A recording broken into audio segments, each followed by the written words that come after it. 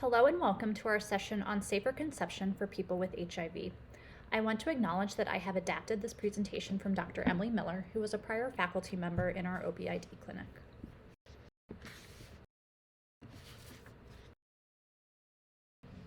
The two major aims of periconception care are to identify risks to maternal and fetal health and to take measures to reduce these risks. For people with HIV or serodiscordant couples seeking to conceive, we must approach this from a lens of respect for their autonomy in reproductive decision-making, as well as their individual level of risk aversion. These conversations should be non-stigmatizing and reassuring that an individual or couple can achieve a safe, healthy pregnancy with very low risk of horizontal or vertical transmission with the appropriate risk-reducing practices. While the priority here is focusing on managing HIV transmission risk periconceptually, we must acknowledge that pregnancy should not be defined by or overshadowed by HIV, and it's important that we review the typical things that we review for periconception health, especially things regarding health promotion, as listed here on this slide, which we review with all pregnancy-capable people seeking to conceive. Now, specific to HIV care in people seeking to conceive, we know that the safest time to conceive is when a person with HIV, or if their partner is living with HIV, has achieved sustained viral suppression prior to conception, is adherent to their ARV therapy, has a stable CD4 count, has vaccinations up to date in terms of maintaining a strong immune system, and is actively following in specialty HIV care, and is also able to discuss their family planning goals and pregnancy intentions with their provider. Among other considerations, we must also ensure routine screening and treatment for STIs in the periconception or inter-pregnancy interval is up to date, as the risk of transmission or acquisition is higher in the setting of increased genitourinary viral shedding when other co-infections are present.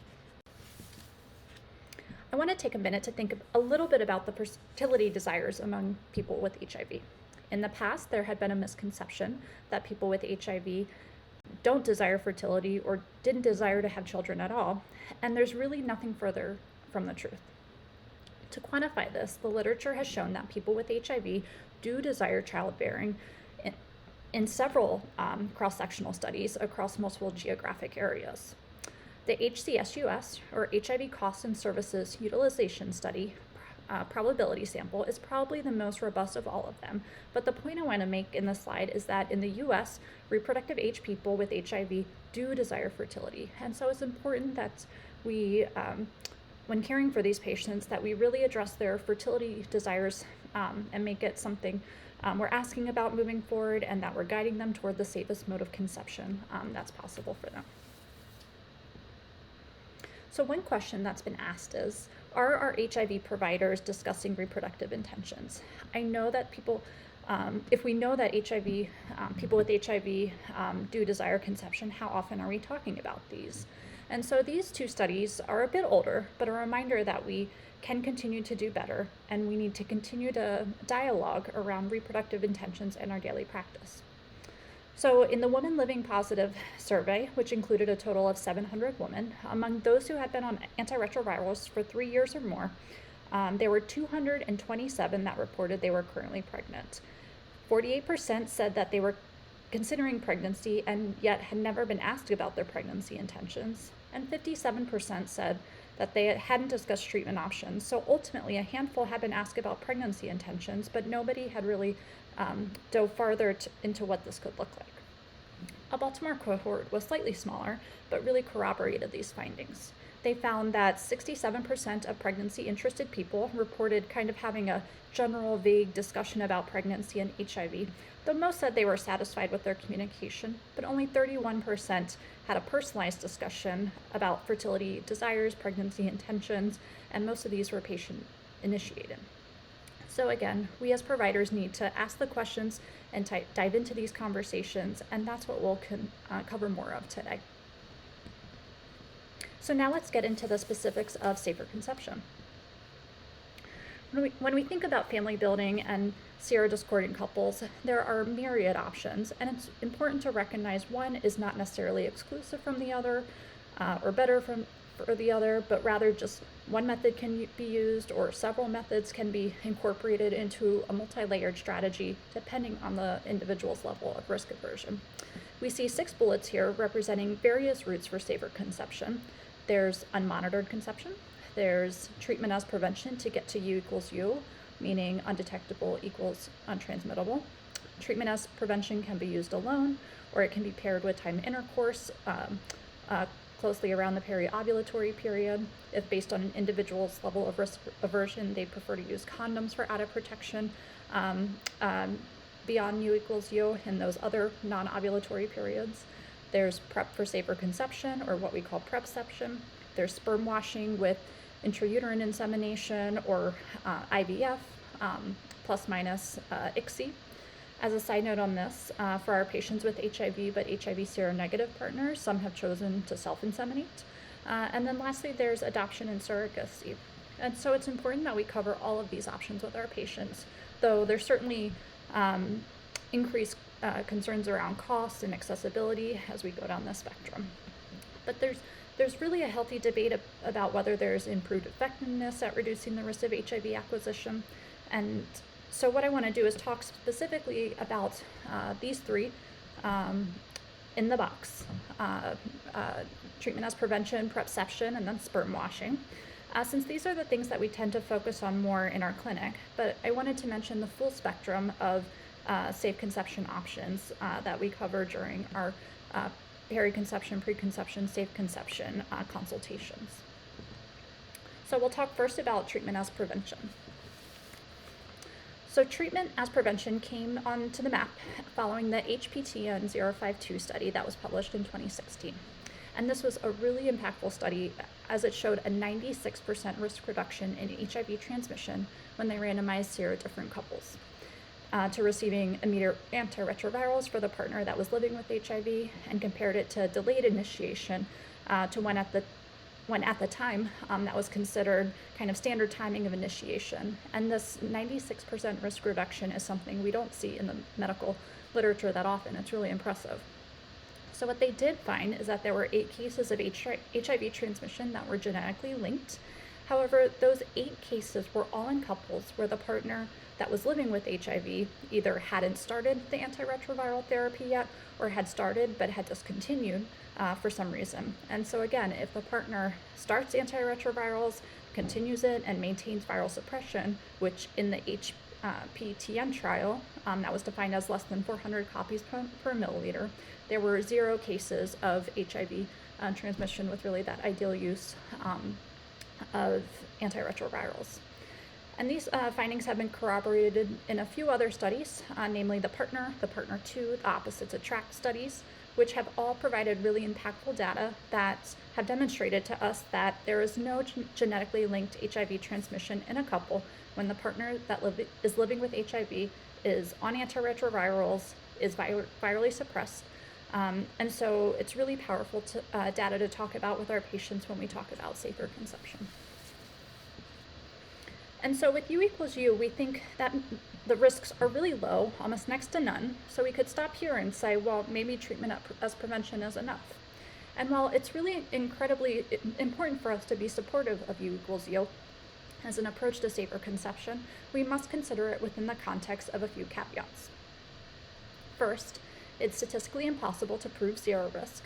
And so while these are fairly large numbers across these studies that have been published without any genetically linked transmissions, there is some concern that while there were no transmissions if people had perfect adherence, we care a lot more in the clinical world about effectiveness and not efficacy.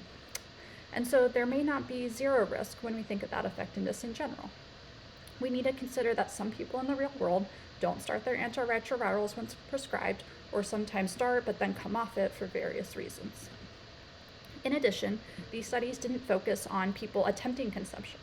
We believe these individuals attempting conception work to have their partner be more adherent, since the desire to conceive safely brings a different intentionality around adherence to antiretrovirals. But again, this population wasn't studied specifically.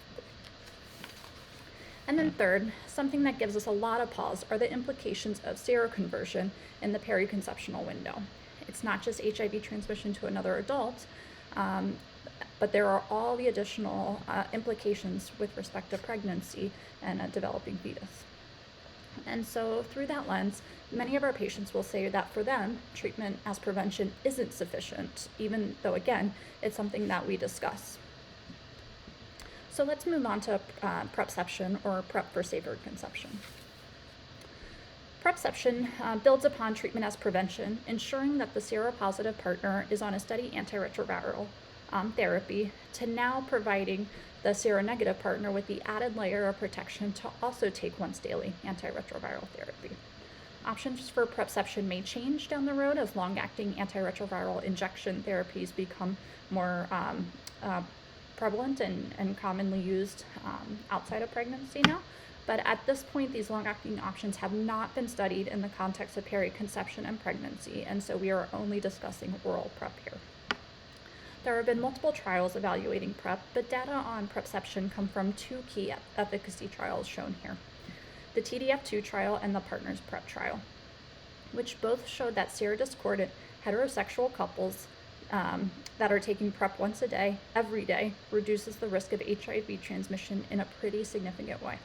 In fact, the efficacy of risk reduction was 63% and 75% in these trials, respectively. Now, for those of you who are really familiar with this literature, you'll note that two important trials are omitted here: the FemPrep and the Voice trials. Those studies also assessed PrEP efficacy in heterosexual couples, but what they found in those studies were that while self-reported adherence to PrEP was incredibly high, when they would then go assess for blood levels of TDF or tenofovir, the drug levels were incredibly low or non-detectable in the overwhelming majority of patients. And so again, this brings us back to the point that it's imperative that we talk about the importance of adherence to daily PrEP in order for it to be effective as a method of safer conception. And so it's hard to extrapolate these data from the TDF2 and Partners PrEP studies to the real-world population that we're thinking about. In the real world, in people who choose PrEP, if they are hopefully taking it as prescribed, then to some extent we see this degree of efficacy. But that being said, you see these pretty wide confidence intervals for efficacy, which suggests, again, inconsistent adherence. And so remember from the previous slide in the Partners PrEP trial that there was a 75% risk reduction in HIV transmission overall, shown in the yellow bar in this graph. But if they then divided the group into three subgroups of when they tested tenofovir drug levels at different levels, there were those in whom it was never measurable, sometimes measurable, or always measurable. And you can see a really dramatic difference across these profiles of adherence. Essentially, those that weren't taking it had no risk reduction, shown in the blue bars as we would expect. Then those who took tenofovir or Truvada for PrEP sometimes had some degree of risk reduction, but it really wasn't particularly powerful at 59%. But in those where the tenofovir concentration was always measurable, as close to ideal use as possible, there was a 94% risk reduction of HIV transmission, which is really incredible. And so you would imagine that PrEP plus U equals U, or treatment as prevention, could be really appealing to people as something private and generally low risk, although certainly nothing is zero risk. But ultimately, this is an option many of our couples decide upon. But there is some surveillance with PrEP recommended by the CDC that we must consider. First, eligibility starts with a negative HIV test before prescribing PrEP and no signs or symptoms of acute HIV infection. They also require normal renal function and not taking any medications that would be contraindicated while taking PrEP. They need documentation of a negative hepatitis B infection, and ideally we should also look at their vaccination study and status and get them vaccinated if they're Hep B non-immune. At baseline, we also do pan-STI testing, recognizing, as I mentioned earlier, that the presence of an STI is going to increase the risk of HIV acquisition. In general, the prescription is simple. It's 1 tab daily dosing of Truvada, and the way we prescribe it is typically a 3-month supply and ask them to come back every 3 months for follow-up. And that follow-up includes an HIV test, STI assessments, a BMP to assess renal function, medication adherence counseling, behavioral risk reduction support, addressing any side effects, and also assessing their partner's viral loads, which is also really important. In the bottom of this table, in terms of their fertility and pregnancy, to assess fertility, we can consider a semen analysis, although insurance sometimes prohibits access or coverage for this. But we can still evaluate other risk factors for infertility and use that to kind of set the clock or set the timeline of how long we're going to continue intercourse with PrEP to conceive before we consider moving on to advanced reproductive technologies or an REI referral. We counsel on anticipated time to conception based on their age and talk about ovulation predictor kits as well as monthly pregnancy tests. And then we have a nuanced discussion about continuing PrEP during pregnancy once they're successful, recognizing that pregnancy itself is a risk factor for HIV acquisition. And we think very thoughtfully about how we incorporate PrEP throughout pregnancy and breastfeeding as well. So if you remember back to that box, we'll discuss highlight the last option in that box, sperm washing, which can be used in combination with assisted reproductive technologies in our patients when we're counseling on safe conception. The principle behind sperm washing is that we do not think that HIV exists within the actual spermatozoa, so risk is diminished if the sperm are separated from the other components of the semen that may harbor HIV. The idea behind sperm washing is that the components of semen are spermatozoa, seminal fluid, and then some non-sperm cells like white blood cells. HIV, by definition, is just not present in the spermatozoa as they don't have the receptors that are required for entry. Via electron microscopy, we have identified HIV particles within the seminal fluid, but this finding has not been replicated within spermatozoa. And so the concept is that you take some semen, put it on a fluid that has a high density gradient and centrifuge it. And what that does is it separates the seminal fluid and the non-sperm cells from the spermatozoa itself. And we get the spermatozoa, and that is the component that we need for conception, kind of in a pellet in the bottom of that tube. We can also then test the seminal fluid on top that's been separated from everything else and test it for HIV. And that's just yet another fail-proof measure to say there's just not HIV in this. And so then it would be incredibly unlikely for the spermatozoa to have any HIV particles at all. So this is something that has been studied fairly robustly. Published data from over 10 studies have described 3,900 cycles of IUI and 738 cycles of IVF. That's about 1,200 couples that have undergone IUI and close to 600 that have undergone IVF. In this table, you can see the pregnancies per cycle, the cumulative pregnancy rates, and spontaneous abortion rates, which are aligned with that of the general population. And so this is really promising that if these are opportunities to improve fecundity or improve the chance of conception with each cycle and potentially cumulatively, while also being very effective at reducing the risk of HIV acquisition. I do have to mention that there is one case report, a single case report of serial conversion that occurred with sperm washing in an IUI, but this occurred over 30 years ago in 1990. And likely what's different about what happened then compared to what we do now is that at the time they had not done any centrifuge with the density gradient, and they hadn't assessed viral load of the semen prior to IUI. So these are the kind of safety measures that are performed now to ensure that we are separating the spermatozoa robustly and also making sure that there's no fluid in the, no HIV in the seminal fluid. Despite this, for decades, the CDC has really anchored to this case report from 1990 and said that it didn't approve of sperm washing and felt it to be a suboptimal method for safer conception, despite evidence of now over 4,300 published cycles of sperm washing plus either IUI or IVF with no HIV transmissions. However, in an MMWR from 2017, which generated a fair amount of outcry, the CDC published an erratum that ultimately says that it is important for healthcare providers to regularly assess mixed HIV couples' plans for conception, considering factors such as risk tolerance, personal health, costs, and access to healthcare services, so that providers can help couples make the best decision for their personal circumstances. So this reminds us that the responsibility is on us to ask the right questions about family planning with our patients and make sure that we're individualizing care, engaging in shared decision making, and making sure that we are providing the best care for our patients. In summary, and to reinforce, please, please, please ask about fertility desires with your patients. We should emphasize that there is no single best way to achieve safer conception, but there are several really good, exceptionally good ways. And so please, if you identify these patients with a serodiscordant partner and are thinking about conceiving, please refer them to us in our OB/GYN clinic. We'd love to engage in consultation regarding their decision making. Thank you so much for your attention. We look forward to engaging more in this conversation around safer conception and other important topics under the umbrella of preventing perinatal transmission in our HIV bootcamp. Thank you all. Have a great day.